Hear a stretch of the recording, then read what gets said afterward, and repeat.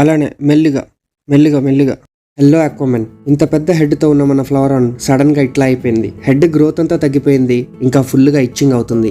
దీనికి గల కారణం ఇంటర్నల్ పారాసైట్స్ అని గమనించి డీవార్మింగ్ చేద్దామని ఫిక్స్ అయ్యాను. ఈ డీవార్మింగ్ అనేది మీ ఫ్లవరాన్ హెడ్ సైజ్ తగ్గుతున్నా, కలర్ ఫేడ్ అవుతున్నా, ఫీడింగ్ తీసుకోకపోయినా అట్లా ఏ కారణం ఉన్న డీవార్మింగ్ అనేది చేయొచ్చు. కానీ గుర్తుపెట్టుకోండి, కరెక్ట్ వాటర్ పారామీటర్స్ ఉంటే మాక్సిమం మీ ఫ్లవరాన్ కి డీవార్మింగ్ చేయాల్సిన అవసరం ఉండదు. మీరు ముందుగా మీ ఫ్లవరాన్ ని ఒక తడిగుడ్డ మీద పెట్టుకోండి. తర్వాత 1 ml సిరింజ్ లో మనం కరకబెట్టుకునే టాబ్లెట్ ని ఫిల్ చేయండి. ఇప్పుడు ఆ సిరింజ్ ని మెల్లిగా రౌండ్ గా తిప్పుతా మీ ఫ్లవరాన్ నోట్లోకి ఇన్సర్ట్ చేయండి. కొంచెం లోపలికి ఇన్సర్ట్ చేశాక మీకు ఫ్లవరాన్ పళ్ళు తగులుతాయి. అక్కడ మందునంతా మెల్లిగా రిలీజ్ చేసేయండి. ఈ ప్రాసెస్ అంతా కూడా ఎంతో జాగ్రత్తగా పేషెన్స్ తో చేయాలి. ఇప్పుడు సిరింజ్ ని ఫ్లవరాన్ నోట్లో నుంచి బయటికి తీసి ఫ్లవరాన్ ని మెల్లిగా జాగ్రత్తగా ఒక నెట్ లోకి వేసుకుని ఆక్వేరియం లోకి రిలీజ్ చేయండి. ఇప్పుడు రిలీజ్ చేసిన తర్వాత మీ ఫ్లవరాన్ కొంచెం వియర్డ్ గా బిహేవ్ చేస్తుంది. ఇంకా దాని గిల్స్ నుంచి కొంచెం మందు కూడా లీక్ అయింది. కానీ అదంతా కామనే, మీరేం వరీ అవ్వద్దు. ఇప్పుడు 24 hours వెయిట్ చేద్దాం.